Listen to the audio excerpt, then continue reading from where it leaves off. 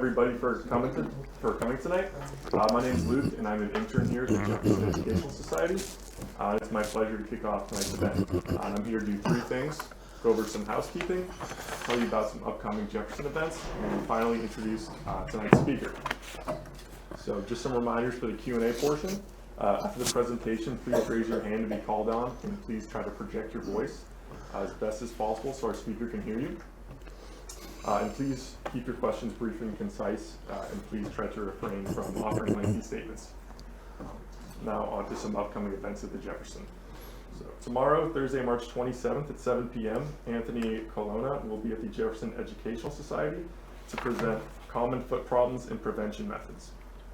And then Monday, March 31st at 6 p.m., Dr. Paris Baker will be presenting a lecture at the Lincoln Community Center Library titled Long Distance Dads: How to Be a Father When You Don't Live with Your Children. Lastly, I would like to introduce you to tonight's presenter, Dr. David Frew. Dr. David Frew is a historian, author, and scholar in residence at the Jefferson Educational Society. A former professor and administrator at Gannon University, he played a key role in establishing its MBA program and has authored or co-authored 40 books, including Accidental Parade, a 13,000-year history of Prescott.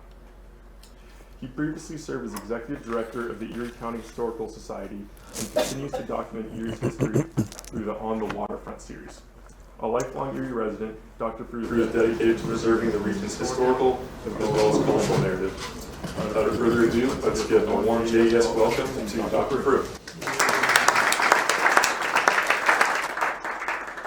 Did you notice that rhymed? Without further ado? Everybody has to use that. Well, thanks for coming. Full disclosure, I never had a history course, and I'm not a historian. Here's what I am. I was an engineer once, and then I wasn't kind of liking that, so I dropped out of the universe of engineering and went off to grad school and got myself a degree in organizational psychology. So now I imagine myself to be a semi-retired organizational psychologist who's also an engineer, a tinker, as my grandkids call me at heart, who loves Erie history, and especially if anything to do with the Great Lakes. So where I fail as a historian is I don't know, what was happening contextually in China during the time of the Lake Erie Fish Wars. But I've come tonight to talk to you about a remarkable period of history, about a 10-year period when there was actually shooting out in the middle of Lake Erie, and shooting at somewhat innocent but not really fishermen from Erie, Pennsylvania. I'll tell you that story. I'll try to tell it to you quickly enough so that we can talk about this. And I might be klutzing my way through this presentation. The Lake Erie Conundrum.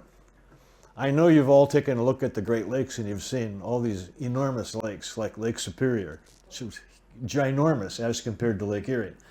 But here's what not everyone fully grips onto. While Lake Erie has only 10% of the water in the Great Lakes, it has 80% of the fish, which is really a good thing. Created Erie the freshwater fishing capital of the world at one time. But it also created the fish wars and some other problems. Let's see if I can get this right.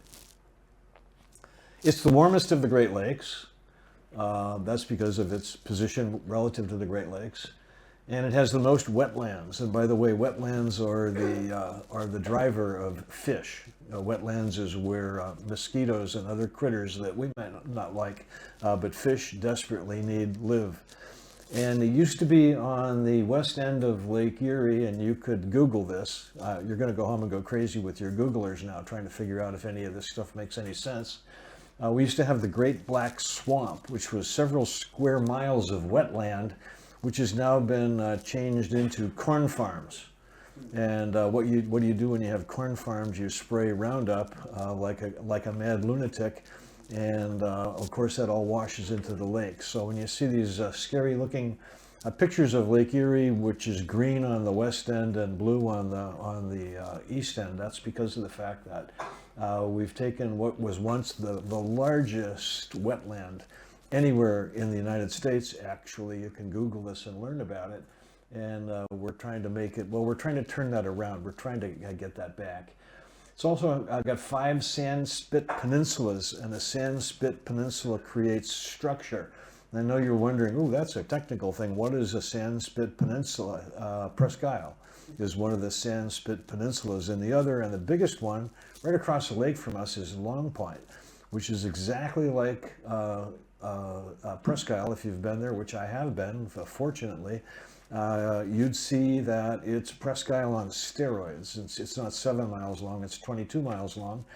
And it's anchored by 6 ridges, succession driving ridges like Presque Isle is. Only Presque Isle's tallest ridges are 30 feet tall. Long Point's tallest ridges are over 100 feet tall. So it's just an awesome place. And it's fortunately been captured and made into a national heritage by the United Nations park. It's you can't go there. There's a fence across the base of Long Point with a sign that says "Don't come here." And if you get caught going there, the really nice Mounties or Federales, depending upon where you go, will come and say, "Please leave." And if you don't leave, then they'll handcuff you and take you to jail. So nobody can go there. It's terrific. And that's going to be maintained in perpetuity, just as a wilderness. The other 3 sand spit peninsulas are Rondeau, which is a provincial park on the Canadian side, and Pelee, which is sort of right across the lake from Sandusky. Rondeau is halfway in between Long Point and Pelee. And Cedar Point, which has been destroyed, of course. It's now a place with a million roller coasters and crazy tourists, so it has no chance. Now, Rondeau is being cared for pretty nicely because it's a provincial park. Another good place to go visit if you have a chance. Last time you were all here, I told you should all go to Port Dover and stay at the Erie Beach Hotel and see the hotel. A couple people just ran up and said, we went and it was great. I still recommend that. If you get a chance, go to Rondeau, and what you'll see is something we probably should have done on Presque Isle. If you want to drive onto Rondeau, which is not anywhere near as big as Presque Isle, you can drive in maybe a quarter of a mile, and you stop at a big parking lot and you walk through their version of our Ridge Center, our Trek Center. You park your car and you can see how the whole place works. Nice exhibits there. If you want to go any further out, you can walk, or you can ride your bike if you have one, or they'll take you out in a tram, but there's no cars. So arguably, the dumbest thing we ever did at Presque Isle was to put a road around the place and encourage, quote unquote, motoring, which was the stylish thing for wealthy people in the 1920s or 30s when we first started that. Pelee is interestingly a national park and well preserved, and it's run about the same way that Rondeau is. Another great place to visit. The fun thing about Lake Erie is it was originally in geologic times it was 2 lakes. It was a western shallow lake. It's still shallow on the west side, about 30 feet deep, and then an eastern deep lake. And if you want an example of how those 2 different lakes worked, think about blue pike and yellow pike, or blue pickerel versus yellow pickerel, or walleye as we call them these days. So walleye is a fish that grows up on the west part of the lake, the shallow lake. And the reason why it's yellow is to protect it from the worst predator that little fish have, that would be birds. So if you're a bird, you're flying over the lake and you're looking for a baby fish to eat, and you look down, walleye is yellow on the top, so it blends with the sand and you can't see it. It has a chance of growing up and becoming the game fish that we're all enjoying, because there's probably too many of them in the lake right now. We'll talk about that later. Blue pike, which have disappeared, they're now extinct, were an adaptation of the same fish family to the deep waters on the west or the east side of Long Point. So a good way to think about how the lake structure works is if you draw a line, get out your Google map or take out a big map and draw a line from the base of Long Point to the base of Presque Isle. And if you could magically make all the water disappear and go out there and walk around and see what's on the bottom, shipwrecks and fun stuff. If you were walking east from the west, when you got to that line, you would find a traditional mountain moraine, 100 feet tall. So between the east end, the old East Lake, Deep Lake, and the west end, the old West Shallow Lake, and between those two, there's a 100-foot tall moraine which separates the two lakes. And in geological time, there was a river or a creek, a fast-flowing 100 feet wide creek that went from one to the other. By the way, the creek is still there. If you're a fisherman wondering about where to look for the kind of structure that attracts different fish at all times of year, you want to dig out your map and you want to go and find that, which is still running. So a fun fact about Lake Erie is it functions kind of like a river. There's a current in the lake that goes from Detroit toward Buffalo, and not all the water can get over and into the falls. So what happens at the east end of the lake is the water gets stacked up at the Niagara River, turns around backwards and runs under the surface in the opposite direction. So think of Lake Erie geologically as a conveyor belt, with the top water, generally speaking, unless there are nor'easter going on, runs from Detroit toward Buffalo, and then it stops because it can't all get down the Detroit River or the Niagara River, and turns around and comes backwards. So if you happen to go with the limnology people, like I've done a million times, make a pest of myself, and go out and drop a sepia disc down off of Erie, you'll see that the current almost always is going toward Buffalo at the top, but when you get down to around where the thermocline is, where the temperatures change, that turns backwards. So there's a really strong current going backwards. This works the same way in the Mediterranean, should you be interested. So I tell you these things because the reason why we have so many fish is because of the structure, 5 giant sandspit peninsulas which contain huge structure, and because of the various depths of the lake, and because of the wetlands. So while we've sort of destroyed the Great Black Swamp, we still have significant wetlands on the peninsula and even more wetlands on Long Point. Now, if you could think about the size of Long Point versus the size of Lake Erie and ask yourself, where will all the fish in Lake Erie be? That would be 80% of the Great Lakes fish. And the answer is simple. They would be somewhere near Long Point. They wouldn't be near us. They'd be on the other side of the lake. Let's see if I can do this. Well, the birth of commercial fishing was probably here. It was certainly on Lake Erie. And it began by Europeans emulating what Native Americans had been doing. Now, interestingly, the Native Americans around here, the Iroquois, were frightened of the lake. They didn't go anywhere near it and would not live on it. And the unique thing about the Erie Indians, who showed up here later and were genetically, we know this now, and linguistically totally different from the Iroquois. They were not an Iroquois tribe. They were a later arrival tribe. They were not hunter-gatherers. They had been squeezed up this way from the northern part of Mexico, or maybe from Texas or wherever. They showed up this way, and when they were coming here looking for a place to live, they could see that the lakefront was vacant. So the Erie's Indians populated from Conneaut to Dunkirk, and they lived right on the lake.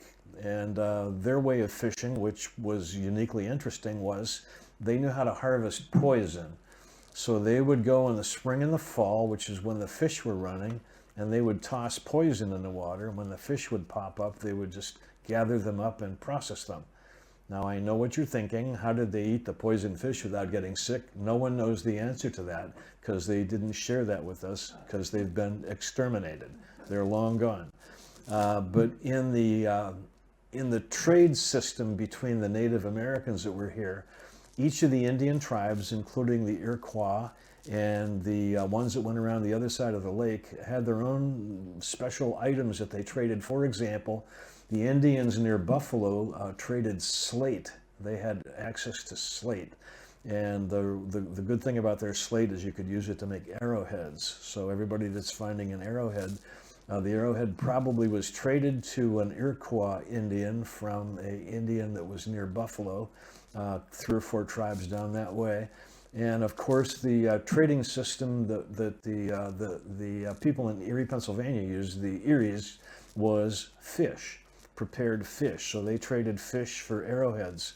There was a tribe on the other side of the lake that used to capture and domesticate deer. So they would slaughter the deer. They didn't go out shooting the deer during deer hunting season, which there wasn't, of course. They had them in corrals. And so they sold deer and deer meat. In fact, the deer that are on Prescal right now came from those tribes that were still domestically raising deer after we had wiped all the deer off of the peninsula. So fishing was seasonal because it was shore-based. Crude methods were used, including hooks and crude nets or poisoning. Some people emulated the poisoning system. Some of the original ways of using shore-based netting systems were to create what was called pound nets. We would stick long nets out straight into the water and stake them to the ground, pound them with posts into the ground, and catch the fish that were running back and forth seasonally. And then somebody got the idea, well, maybe we could go out there and set nets and catch them. And there was a local shipbuilder by the name of Loomis who was tapped when he was looking for something to build to come up with boats that would be good for fishing. And he invented the Erie boat, which is, if you were to go to the people that keep track of boat design and ask, what's Erie the most famous for? Not other than fishing, the Erie boat would show right up. This is Chappelle's argument of the smartest thing that ever came out of Erie. And this was a large boat with 2 masts, and 2 sails were exactly the same, a huge payload, and you would go out to the net and tend it after you set it with the Erie boat. When you got to the net, you could take down the mizzen sail and sail around and tend nets with just one sail. And from the Erie boat, soon people started to think, well, wouldn't it be handy if we had a boat with a motor so we didn't have to depend on the wind to get out there? Because once in a while, if there was no wind, you'd go out there and the nets would be full of rotten fish. You have to pull them out and throw them away. So what happened, and arguably was developed right here, somewhere between Erie, Pennsylvania and Port Dover, was the evolution of steam and then diesel fish tugs. Now here is the thing that created the power of fishing. There was a fellow on the other end of the lake that invented the gill net. And it didn't work there because the fish weren't running back and forth and it was too shallow. Gill nets are most effective when they're set in relatively deep water. That means when they got to Erie, they became incredibly effective at catching fish. So a gill net looks like a tennis net, and you manage the size of the fish that you want to catch by managing the size of the hole in the net. So theoretically, you make the hole the right size so the little fish you don't want to bother trying to clean can swim through it, not get caught. A large, successful breeding fish bounces off, can't get through that, turns around and goes the other direction. And you can control the size of the holes in the gill net so that the fish you're looking for, 8 inches, 9 inches, 10 inches, 12 inches, goes in there and gets stuck because he opens his gills, tries to get out. He can't go forward, can't go backwards, and we just go out there and catch him before he dies and put him away. Now, gill nets got a really bad reputation, and they got a bad reputation, not that there's anything particularly wrong with gill nets or gill netting, but the fishermen were totally out of control for a variety of reasons. And in Erie, Pennsylvania, fishermen that wanted to go out and catch walleye and lake trout and stuff like that were getting mad at the commercial fishermen. They imagined were stealing all the fish from the lake, and they put up a stink and squeezed them all out of business. Now, it might have been a good idea because those commercial fishermen in Erie, when that was happening 25 years ago, were out of control. They weren't inspected, and they were cheating. Gill netting has disappeared on the American side of the lake and been replaced by trap netting. There's still some trap netters in Erie, but gill netting is still going on the Canadian side, and I'll argue in favor of it and show you why in a second. That's the Erie boat by William Loomis. So if you had an Erie boat, you probably had three sails. One was being fixed by the sail repair guy. They didn't care that these sails were aesthetically pleasing. Two were on the boat. The evolution of steam tugs ended up creating what we now call the turtleback shape. And they started out flat open, then they closed the front to keep the wind and the ice from blowing on the guys. Then they closed the sides, and they left it just open enough so that they could attach a Crosley net puller. It's another thing invented in Erie, Pennsylvania. There was a company called Crosley. It was a machine shop on Lower State Street. They came up with the idea of creating a device that would pull a net in. Now, some gill nets in the old days were a quarter-mile long, if you can imagine this. And until recent years, the gill nets were all made out of regular material, like cotton. So you would have 5 nets, 1 in the water and 4 being repaired or being thrown out or whatever.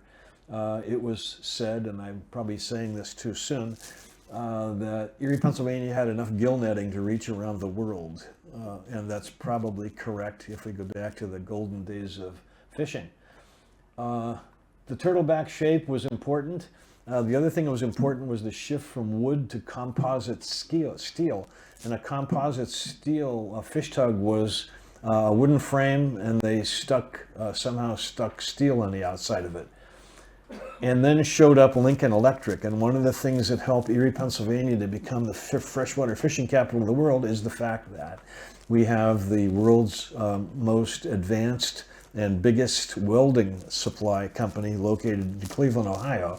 If you've driven through Cleveland lately, like Bruce did today, on your way down I-90, you see those big propellers on the left-hand side. Those are the turbines that are running things at Lincoln Electric. And Lincoln Electric, when they first started, they didn't have welder supply in Erie, Pennsylvania, with the Ramey family running out to your place, giving you welding rod and all the stuff you needed. They did that themselves, and they were desperate to try to grow their business. And to grow their business, somebody said, we ought to go to Lake Erie, and we ought to go to Erie, Pennsylvania, and Conneaut, and Buffalo, and around the other side to Port Dover. We ought to try to convince people to use more welding. And by the way, you guys, there's no sense in trying to stick steel on the side of a wooden frame. Just weld the whole thing. Now, are there examples of welded steel ships, which was the end of the evolution, that you could see? Well, of course. Drive around the peninsula, get to Misery Bay. There's an old Nolan tug there called mental block. What? Kathleen? Yeah, no. Lady Kate. The Lady Kate. The Lady Kate is a 1950s era Nolan tug, and what Nolan did when he was building his tugs toward the end of the fishing period is he built a vessel that you could use 3 or 4 different ways. Fish tug, take people out sports fishing, or as an excursion boat, and that's one of those boats. That shows you what you can do if you take reasonably good care of a ship, because that one is 65 or 70 years old. And eventually we replaced steam engines with diesel engines. Few people in the middle tried to save money by using gasoline. Sometimes that ended in disasters. There were a couple of explosions in downtown Erie. The Mary Lou, for example, blew up at the public dock. A couple of people were killed trying to save money by using gasoline instead of a diesel engine, which is way more expensive. So there's a picture of Long Point. You can see the tip. You could see the interior of Long Point, quite like Presque Isle. We have like an interior water system. It's ginormously huge, and it's growing because it's a sand spit, and they're not trying to slow it down. And there's more sand showing up at Long Point than there is at Presque Isle anymore. So they don't have government, thanks to Joe Biden. Don't want to make this into a political operation. We have those giant piles of sand that we're putting on Presque Isle so it doesn't blow out in high water. And we're trying to control it so it doesn't keep creeping, although it's going slowly to the east, which is its natural predilection. But imagine where the fish were. They were all hanging around Long Point. They weren't hanging around Presque Isle. There were fish around Presque Isle, but way more fish around Long Point. Just think of the ratio, at least 3 times as many. So at one time, Erie was known for, and there was a sign, being the freshwater fishing capital of the world. Why? Well, we had the best natural harbor. If you've boated a little bit and driven around in a boat, there's no other place like Presque Isle Bay. So when the French discovered Presque Isle Bay, they went crazy. Oh my gosh! Not only is this an entree point to the Ohio Valley via French Creek and the Allegheny River, etc., but there's a harbor here. The channel was crappy. It was only 5 or 6 feet deep, but it'd be easy to dig that out. And back in those days, the biggest old boats only drew 7 or 8 or 9 feet, so they could make that work. At one time, there was more than 100 local registered tugs. Local. Often there were as many as 50 visiting tugs. Why would they come here? Well, let's say you're from the West End, like in Ohio, or you're from Lake Huron or Michigan. You're going to go where the fish are. And why not come here, especially when the Canadians are just a bunch of suckers sitting around, before tariffs, waiting for us to seal their fish. By the way, the 100 registered tugs, 50 visiting tugs, and 16 processing companies. Those would be places that employed sometimes as many as 20, 25 people. The fishermen would take their stuff to the processing center and sell it to them, and they would clean it. And we also had railroad lines that went directly from Erie, Pennsylvania to Chicago and New York. And we had ice harvesting here. So like, how much is a perch worth in Port Dover? Well, nothing, because there's no market. In Erie, Pennsylvania, a lot, because there's a market. In New York or Chicago, even more, because did you want to eat a Lake Erie fish that's mild, or did you want to eat something that had been partially frozen, might make you sick, and been shipped from the east or west coast? No fun. So here, as a result of all that stuff, railroad connections right at the dock. You could bring your fish in, give it to the processor. He would clean it, have it all ready by noon, be on the train, and be on the nickel plate high-speed train in Chicago the same day, and fetch a fancy price. Since we had 100 tugs and 50 visiting tugs, and if you've ever had a car and you know that it breaks down, especially in the early 1900s, you need boat builders, mechanics, boiler makers, and pipe fitters. In fact, it is said that the drink, the Boilermaker, was invented in Erie. It's argued that Erie was the Boilermaker capital of the world. It's also argued that Erie was the steam and pipe fitting capital of the world. And it's estimated that from 20 to 25% of the Erie County GDP was primary, secondary, tertiary related to fishing. I'm catching the fish, I'm selling the fish, I'm processing the fish, I'm delivering the fish, I'm working on engines, etc., etc., etc. Fishing was huge. There were also commercial fishermen in Ohio, and of all the ports in Ohio, just name them in the back of your head, Conneaut, Mentor, etc. Sandusky was the biggest and best. And one of the things that was going on in Sandusky was that fishermen from Sandusky, which had a market, they had a pretty good market there as well, and they could reach Chicago or Cleveland or Toledo. They were taking their big boats across the lake and buying fish from Canadians who weren't as good at catching them as we were. They didn't have gill nets yet, but they were shore-based pound netting or whatever. And that created an irritating gray/black market. Eventually, the Canadian government said it was illegal for Canadians to sell fish to Americans and stopped it. There was a fellow in Chicago by the name of Alfred Booth, and he started out as a fishmonger selling seafood, kind of ocean fish, out of a cart. And the demand grew, and then he started paying people to go out into Lake Michigan and catch fish. And how many fish are there in Lake Michigan? Well, it's better than Lake Superior. Lake Superior sucks for fish. the odd whitefish, but it's not easy to catch them. More fish in Lake Michigan, but nothing like Lake Erie.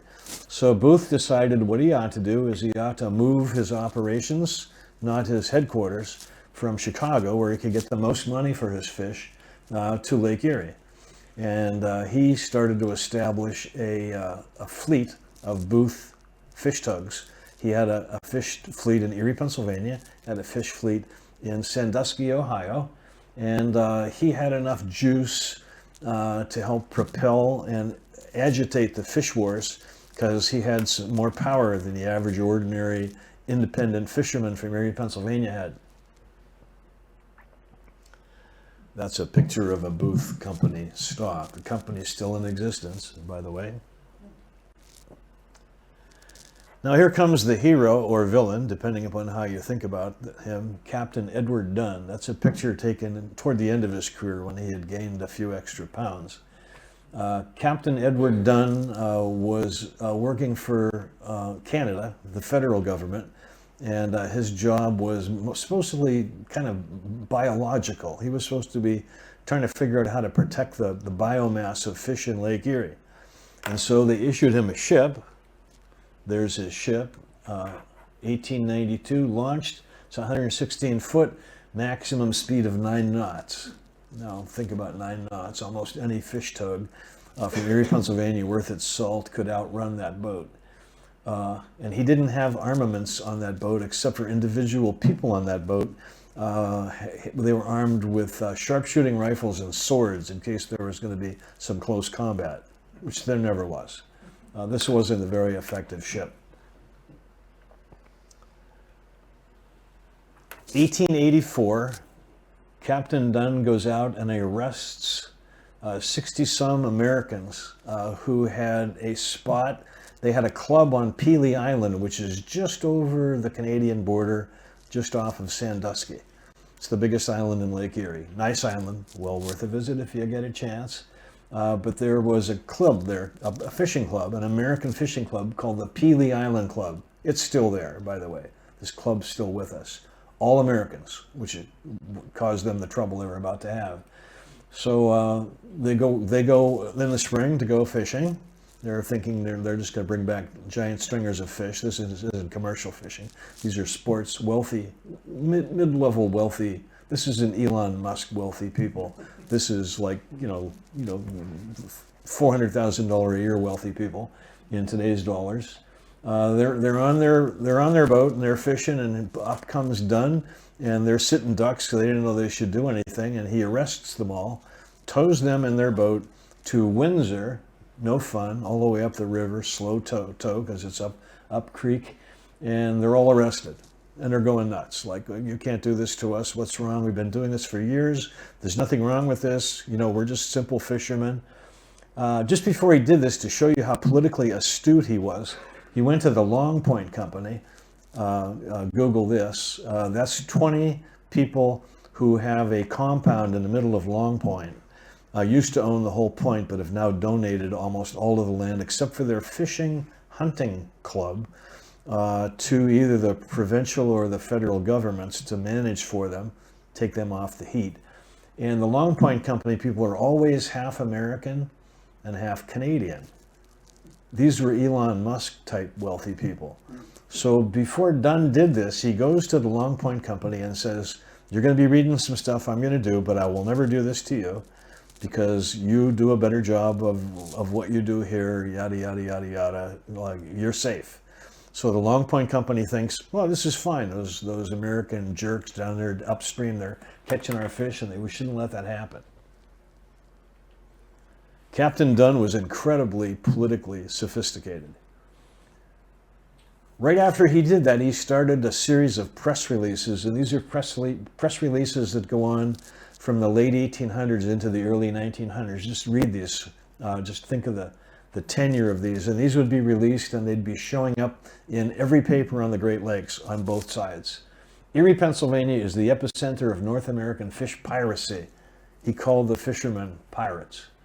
Fish pirates from Erie have been stealing Canadian fish, but their time is up. Warning. More than 100 Erie tugs are regularly fishing in Ontario.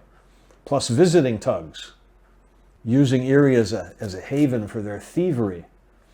And some of Erie's fish tug captains are crazy. There are warrants for the arrest of several, including Nick Fossil of the tug Barnhurst. By this time now, by the early 1900s, he's been having encounters with these fish guys, and he's really mad because he's having a hard time catching them. By the way, he was a minor celebrity in Erie, Pennsylvania. Every once in a while, when he was looking for some fun, he would bring his patrol boats to Erie, Pennsylvania. He would steam into the harbor, tie up the public dock, and be invited to the Erie Club with all the elites. And he would talk to the news media. And in a way, he was like complimentary of the Erie crazy fishermen. But in another way, he was saying they're taking a chance because they can get killed out there, which a couple of them did. Start with the Kate Wilson, 1901. The Petrel, slow and clumsy as it was, managed to catch the Kate Wilson, and it caught it by stupidity on the part of the captain of the Kate Wilson. He's trying to get away, was zigging and zagging, and suddenly the Kate Wilson and the patrol boat crashed. It was just a mistake, navigational mistake. It got crushed, it sunk, and wait a minute, got the wrong boat. Let me come back to that. No, the Kate Wilson was captured. Sorry. Booth, and now here's where some stuff started. 1901, they captured the Kate Wilson, towed it to Port Dover, and it turned out that this was a Booth Fisheries Fleet boat. So Booth immediately gets on the horn and calls barristers, not attorneys, barristers, the big guns from Toronto, to come down, and they argue that this was just a poor fellow that made a navigational error, and this is how he was making a living, and it's not his fault. So the barristers won, and the Kate Wilson was released, and then captured again in 1904, after which it was not released. And in the 1904 court case, Captain Thomas Wilson from Erie admitted that the detectives that were working for Booth Fisheries were sneaking around on the Canadian side and telling the Booth tugs when it was safe to fish, when they were taking a day off, when they weren't, when they should go out there, and when they didn't. Then in 1901, a couple fishermen from Erie bought a metal, composite metal fish tug, the Rocket. They brought it it was a tugboat, and they made it into a fishing boat. And the scary thing about the fish tug, the Rocket, was it was fast, even though it was heavy and metal, and it was big, and it was steel. So if you shot at it, your bullets would bounce off. And that was too much for Dunn, and he said, you've got to get me a bigger, better, faster boat, because I can't compete with this. So in 1904, they awarded him with the vessel Vigilant, which could make 17 knots, 177 feet overall, and that could catch almost any, but not all, of the fish tugs, unless they got a head start. And this was what he was using, and to make matters even more scary for the fishermen, he mounted a Gatling gun on the bow. Now, there are no pictures of the Vigilant with a Gatling gun because they always hid it because they didn't think that was polite. And a Gatling gun can shoot 100 rounds per minute, but not accurately. A hail of bullets, but you can't really control where they're going, especially when you're going at hull speed in a boat that's bouncing around in water and shooting at a boat that's trying to get away from you. Okay, here's the one where they had the first two people killed. They're out there chasing the Grace, and the Grace is trying to get away, and they think they can escape, and all they got to do is stay away from the bow, because that's where the Gatling gun is. So the captain of the Grace is tacking from starboard to port. Every time the Vigilant would move, they would go the other way to try to avoid the Gatling gun. And then in close quarters, they crossed each other's bow, and the Grace got punctured and sunk. 2 people were killed, 3 people died. So suddenly, it's not all fun anymore. Here's a picture that's really popular on the internet. You've probably seen this. This is the E.C. Ogle, captured in 1905. And what you see standing on the guy standing on the pier, that's the crew. the Federales, and the guy tipping his hat and looking at the camera in the middle of the standing crowd, that's Captain Dunn before he packed on an extra 40 or 50 pounds in later life. And the despondent guy is sitting on the side on the right. That's the American crew. They're under arrest. Now, there was an odd Canadian law until 1906 that allowed the Americans to sell their catch in Port Dover. And this was a period when the Canadian government was trying to stimulate the fishing and boat building industry along the other shore. That's when they started building Port Dover's capacity to build boats. And so these guys could sell their catch and use the money to go home. That stopped in 1906. One of the most fun chases was the Barnhurst, which actually escaped. The Barnhurst was pretty big and pretty fast. They were out there pulling their nets. Now, in those days before we had GPS, etc., you would set your nets, valuable nets, huge, valuable, like gill nets. Got a lot of money tied up in those gill nets, and you'd set the nets. And to know where the nets were, you'd have to go back during the day so you could line up, okay, it's 45 degrees to the long point light and 32 degrees to that big tree over there on the left-hand side. That's how they found their nets. So they had to have light. So the fishermen would set their nets at night, no problem. They didn't need light to set the nets. Then they'd go out first thing in the morning and pull them. So here's what Dunn used to do. He would go hide behind Long Point and anchor, and he'd wait. And when he'd see fishermen, he'd send people on shore to watch. When he'd see the fishermen coming to pull their nets, he would get on his boat and he would drift toward the north shore and head toward Buffalo, giving you the impression, if you were a fisherman, that he was just some sort of a boat heading for Buffalo from Port Dover.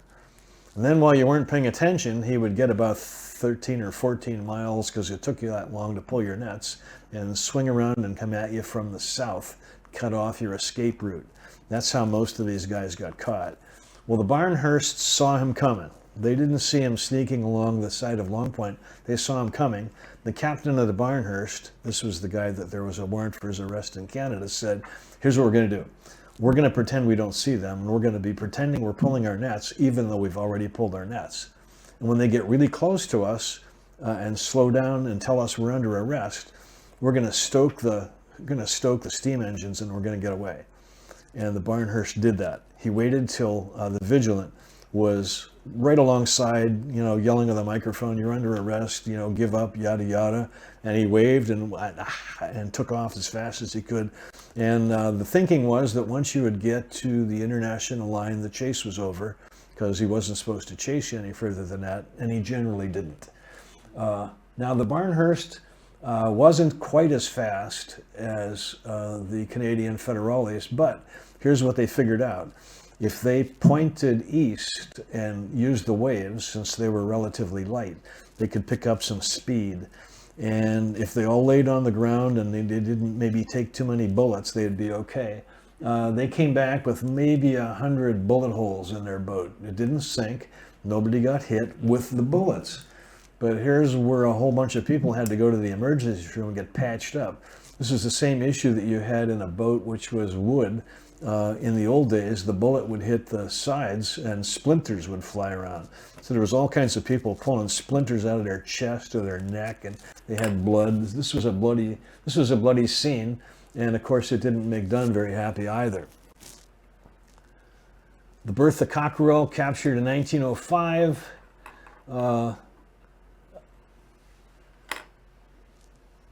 Captured this ship with 6,000 pounds of fish. Translate that into these days. The McCarter escaped. And the Silver Spray, this was the most fun one.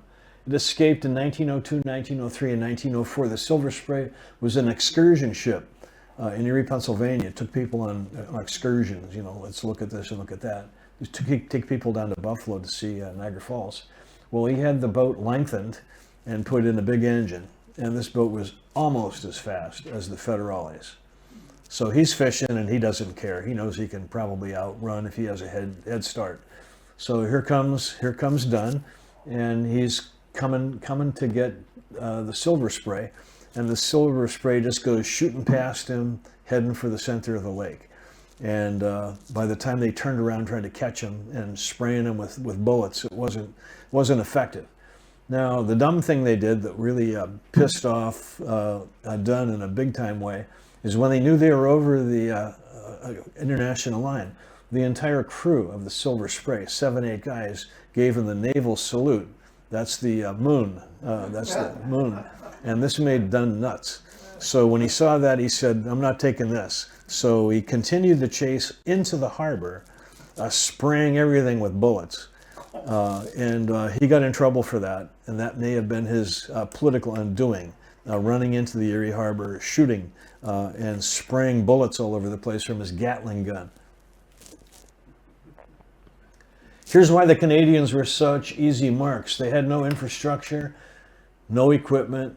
The Ontario fishermen were part-time and shore-based. They were usually farmers that went out in the spring and the fall and tried to catch some fish, and they didn't know what to do with them. Used to sell them to the people in Sandusky.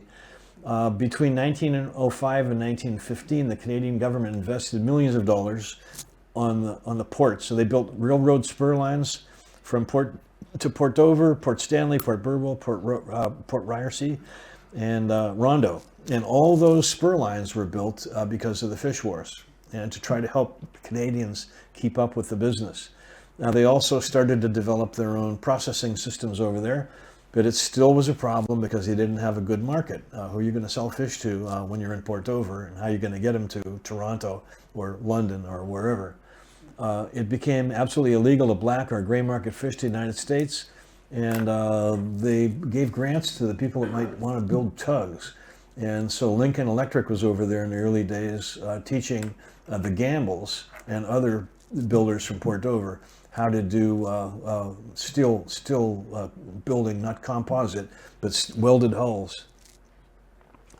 If you would ask where were welded hulls invented, you would get 2 answers. If you asked that question in Port Dover, you'd hear, all right here. That was the Gambles that did it. And if you'd asked that question here, you'd get the opposite answer. It was here. It was either Nolan or Lund or Pash that developed the technologies. So 1908, we bring a United States revenue cutter to Erie, Pennsylvania. That can go 14 knots and 145 feet overall. And we come up with a treaty which was signed, I believe, in same year, 1908, which was a little crazy because at the last minute they decided they should include the St. Lawrence River, which made it really complicated. It governed the number of armaments on either side of the Great Lakes. So we agreed, okay, they've got a revenue cutter, and we're going to have one too, and we'll have the same number of guns, and that's our treaty. The United States agreed to assist with interdiction in the middle of the lake. So if you're going to go out there and fish, you could as easily get caught by the American federales as the Canadians. And it halted almost all United States fishing in Ontario. Now, this treaty later led to something that's good, the Great Lakes Commission, that now controls all of what's happening on the Great Lakes. And it's a cooperative effort between Ontario, which of course controls the entire north side of Lake Erie, and the state governments in New York, Ohio, Pennsylvania, and Michigan, which each have a small bit of action going on. And as a part of the arms race, the Gatling guns are replaced by Maxim guns. Now, a Maxim gun is more accurate, and it shoots 600 rounds per minute instead of 100. So you'd be stupid to go out there because now you got Maxim guns that can be moved around. So they could mount, at one time they had 4 by treaty, then they had to reduce it to 2 after 1909 or 10. Can't remember, there was an argument about that. But you could get killed by a Gatling gun. Not a Gatling gun, a Maxim gun. There's a guy from Sandusky who moved to Erie. His name was William Colby. And he's scratching his head wondering, what do I do, what do I do, what do I do? And he was running a fish processing company in Erie, Pennsylvania. And then he said, wait a minute, I know what I can do. If I go to Port Dover and establish a fish processing company there, there'd be nothing illegal about me catching a Canadian fish and then moving it to Erie and selling it, especially if I've already processed it. So he established a processing company in Port Dover. He became the spiritual leader of commercial fishing in Port Dover for sure, and maybe on the north side of Lake Erie. He developed a system for delivering his fish to Erie, and here was his system. He harvested ice on both sides of the lake and kept it in ice houses on both sides of the lake. He would set nets on the Canadian side where there was fish, pick up the nets, and take the fish to his processing plant in Port Dover. The building is still there.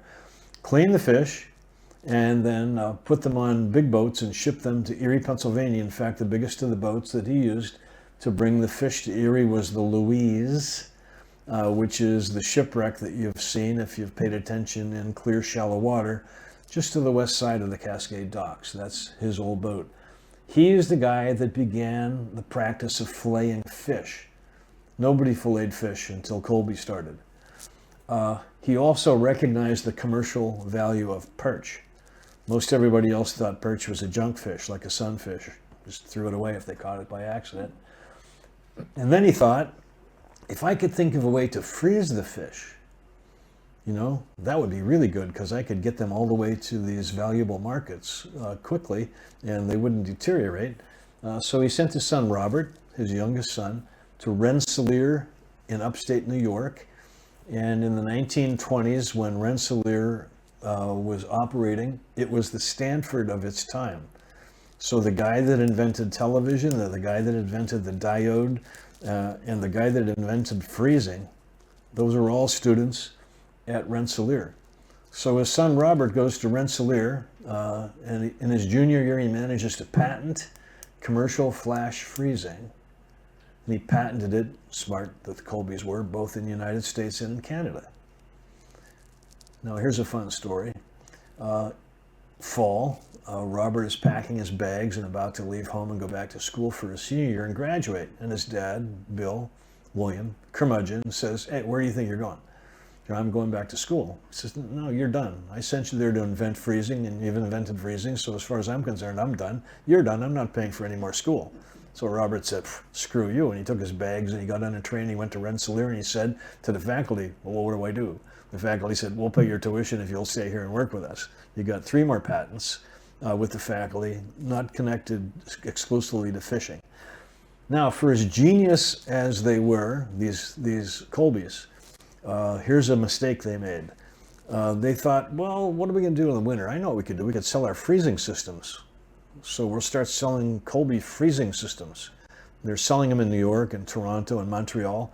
Clarence Birdseye buys one. You recognize that name.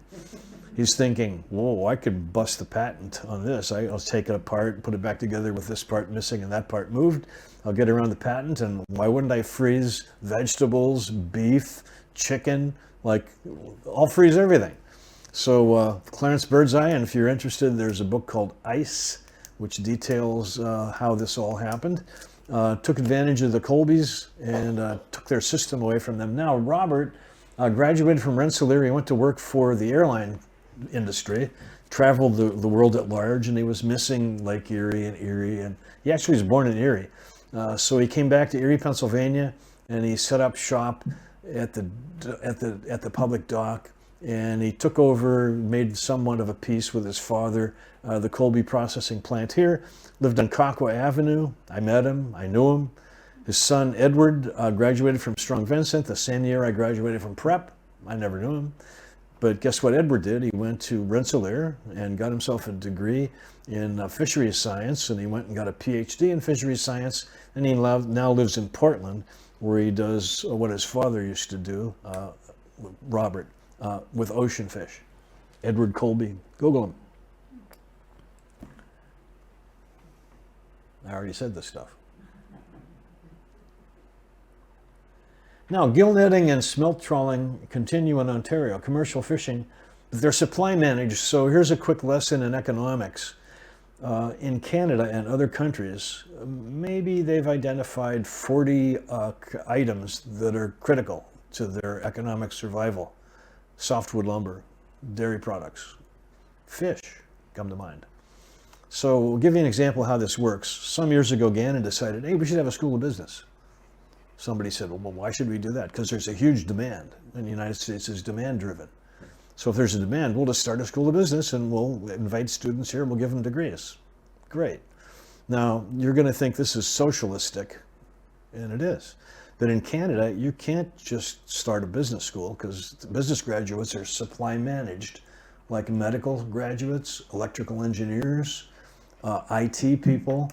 So there's a panel of people that sits quarterly and decides, well, what would be the right number of electrical engineering or business students to graduate this year from Canada. We'll come up with that number and we'll assign that number, they call it a quota, to University of Western Ontario, to McGill, to Toronto, to wherever they've got schools that are interested. So the only way you can get a degree in business in Canada is to go to the premier business school. There is the University of Western Ontario in London. You show up as a freshman, you say, I want to be a business major. They say, well, that's great, come on, but we can't guarantee you you're going to be a business major because we're only allowed to have 60 in their junior year. And there's 200 people coming. You say, well, what's going to happen? Well, we're going to give you a test at the end of your sophomore year, and if you don't score well enough, you're going to have to major in something else.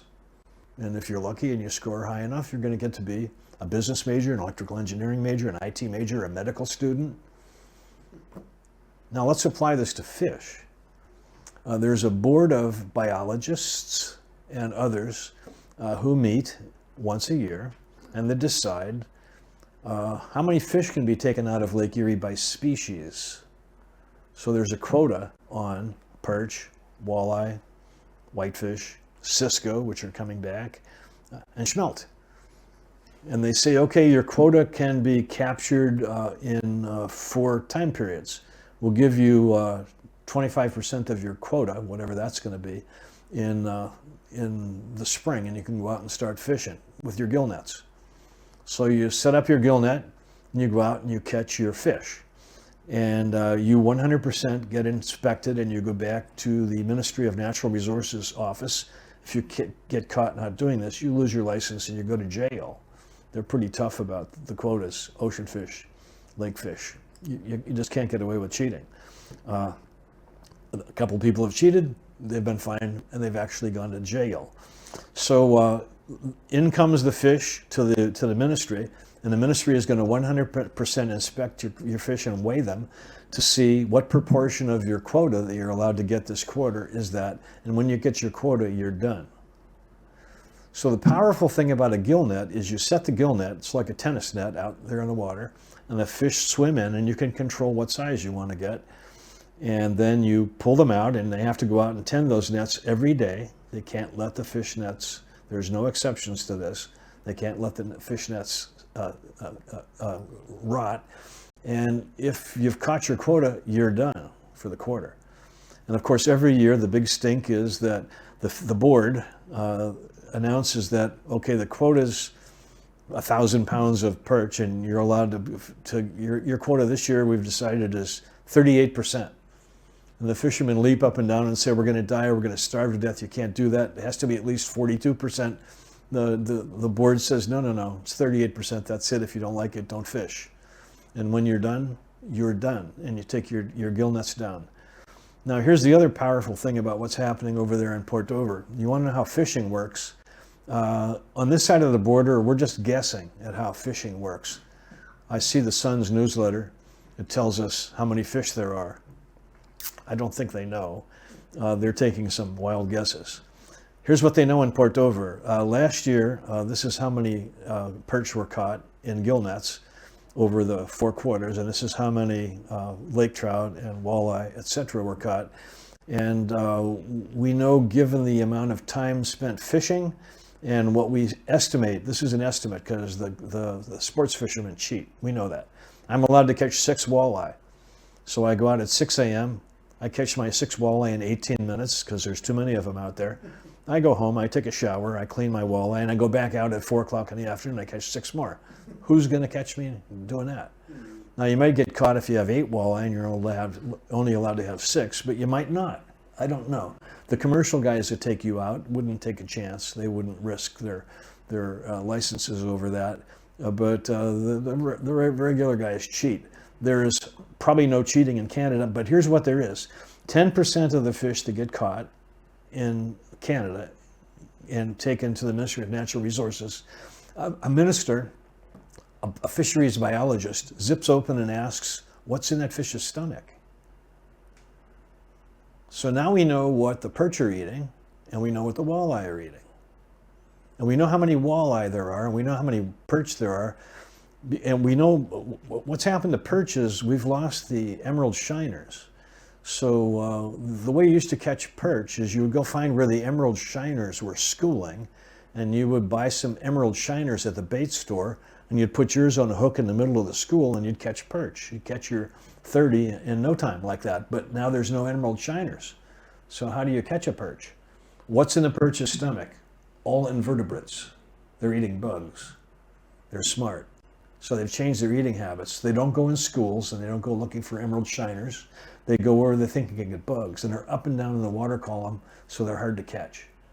So on this side of the lake, we think that there's a crisis because there's no perch. Well, there's as many perch as there always were, probably, according to the Ontario Ministry of Natural Resources. But what's in their stomach is no longer emerald shiners, because there aren't any shiners. But here's what's interesting that's in their stomach: gobies. The average perch looked at had maybe 1.5 gobies in it. Now, here's the problem with the current walleye population, which is too big.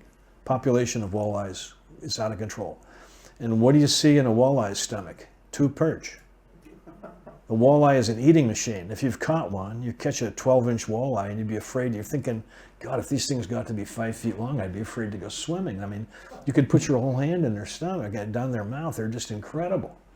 And you can catch them so fast, it's just wrong. That's because there's too many of them. So what should we be doing? We should be reducing the size limits on walleye. What would be wrong with a 10-inch walleye? They'd be good to eat, might be better to eat than the 16-inch ones. And maybe the catch limit should be 8 instead of 6. That means we would have maybe fewer walleye, which we should, maybe more perch because they're eating them. And I'll tell you a funny story about the sons that run Sons of Lake Erie, great guys. They run a hatchery on the bayfront. One year they decided, the first year they decided they're gonna try to raise some walleye. So they go to the Fish Commission, the Pennsylvania Fish Commission, they get some walleye, little things, whatever they call little babies, microscopic. They put them in the tanks. They're coming every day looking to see how they're doing. And one day they show up, and most of them are gone. They're thinking, well, did something happen? Did somebody steal our walleye? And then they're watching, they're looking in there, these little teeny walleye, they're like microscopic. They're eating each other. They didn't release them soon enough. Walleye are eating machines. They're frightening what they eat. They just eat and eat and eat and eat and eat, and they're eating the perch. So you want more perch, maybe you need fewer walleye. And the other thing I should mention is the primary food fish that everybody wanted to catch 1900s was not a yellow pike or blue pike. It was a whitefish, or actually even better, the cisco. That's a herring. Comes in 2 sizes, a teeny little thing. You wouldn't want to bother, they're the size of a schmelt. You wouldn't want to bother trying to clean it. And a large one, which is 2/3 as big as a whitefish. So we've devastated the cisco. It's called cisco, spelled differently on both sides of the lake, population. That was a fabulous fish. Like a whitefish, you could just cut the tail off and gut it and the head off and send it to the market, and you'd buy it whole at the market. Firm flesh, kind of like a whitefish, only lasted longer, tasted better, almost gone. About 8-9 years ago, I was in Port Dover doing something. I guess maybe I was working there at the time, and one of the fishing guys said, "Hey, we heard they're young guys at Port Stanley are catching these fish that look like small whitefish. They don't know what they are, but we know what they are. We're going to go. You want to drive with me?" So I took a ride to Port Stanley, and we're looking at what they're catching. They're catching cisco. They're coming back. They're probably going to make a comeback because now there's a concerted effort to bring them back, and that's the fish you want to catch. Problem is, it's kind of hard to catch them on a hook and line. Commercial fishermen or sports fishermen don't generally catch them. So gillnetting, smelt trawling continues in Ontario. Smelt trawling is, by the way, only for smelt. So we're thinking, a lot of people remember, there was a time in Erie where you could go to any creek with a basket and you catch 100 pounds of smelt and take it home and eat it. It was great. Wasn't that good? No, the answer was that was bad. Smelt is an invasive species. It was put in here by sports fishermen to try to support the lake trout industry in Lake Michigan. Smelt didn't like Lake Michigan. They left. They went up the lakes and came down to Lake Erie, and they loved Lake Erie. And there was a moment in time when it looked like smelt could take over.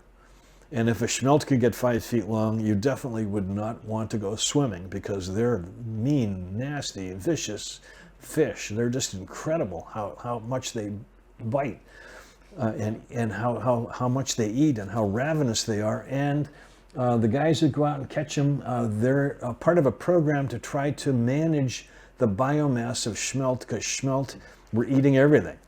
So you're thinking, how can little fish like that eat walleye? Because they're eating the baby walleye. They're more of a ravenous fish than the walleye were. And what do they do with the smelt when they catch them? They freeze them and send them to Japan.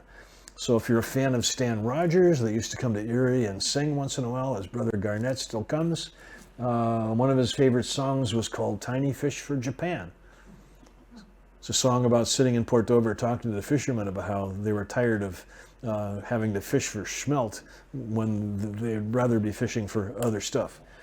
So if you're eating a sushi at a high-end place in San Francisco, could be you're eating smelt caught in Lake Erie by a trawler. So gentrification, what happened to William Colby's home in Port Dover? If you go back years and you remember walking from the yacht club downtown and going over the bridge, there was a kind of a scary looking haunted house up on the hill. That was William Colby's house. He's not with us anymore. His brother, or his son, just passed away maybe 8 or 9 years ago. And that's the condos that they built where he used to be.